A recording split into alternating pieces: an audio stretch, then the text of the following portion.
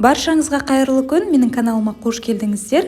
Бүгін осындай дәмі ауызда еритін, өте жұмсақ болып шығатын керемет булочкалар дайындайтын боламыз. Жасалу жолы өте қарапайым, әрі құрамы да үйіңізден табылатын қолжетімді заттардан тұрады. Сондықтан видеоны міндетті түрде соңына дейін көріңіздер.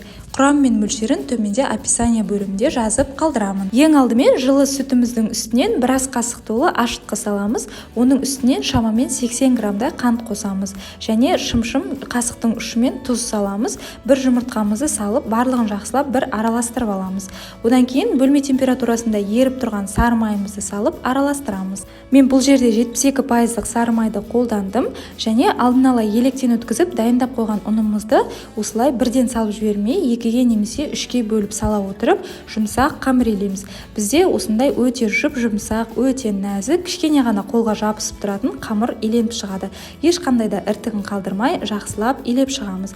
Илеп алғаннан кейін қамырымызды пищевая пленкамен бетін жауып, 1-1,5 сағатқа толықтай көтерілгенше демалдырамыз. Қамырыңыз жақсы көтеріліп, тез арада ашып шыққанын қаласаңыз, ашыту барысында свежие дрожжи, яғни балғын, сроғы өтіп кетпеген сапалы ашытқы қолданғандарыңыз дұрыс болады.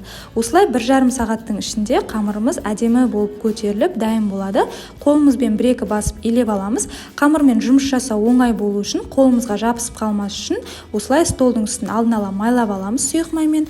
Одан кейін қамырымызды көріп тұрғандарыңыздай осылай 1-2 басып илеп, сопақша формаға келтіріп, шамамен 90 граммнан бөліп өлшеп аламыз. Мен барлығы біркелкі шығу үшін таразыны пайдаландым, бірақ бұл міндетті емес, көз мөлшерімен бөліп өлшей берсеңіздер де болады.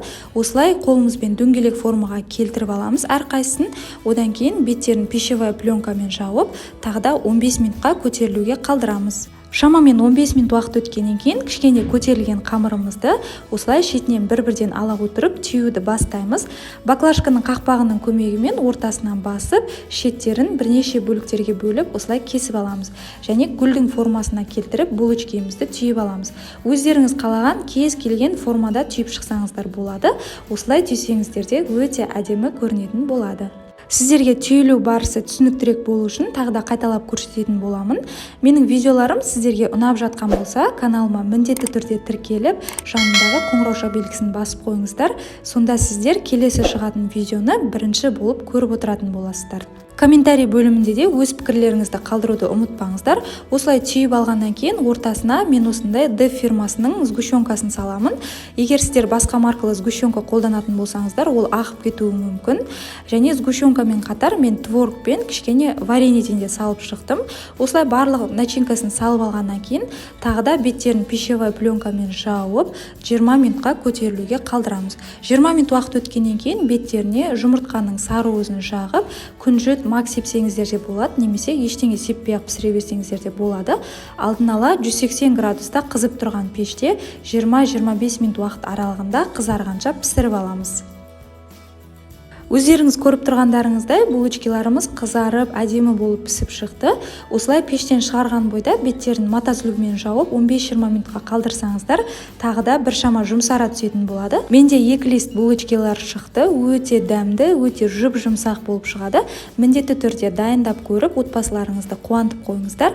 Егер видео рецепт ұнаған болса, пайдалы болған болса, каналға міндетті түрде тіркеліп, жанындағы қоңырауша белгісін басуды ұмытпаңыздар. Алда тағы да көптеген жаңа видео рецепттер болады. Назарларыңызға көп рахмет. Сіздермен болған Нұрзена.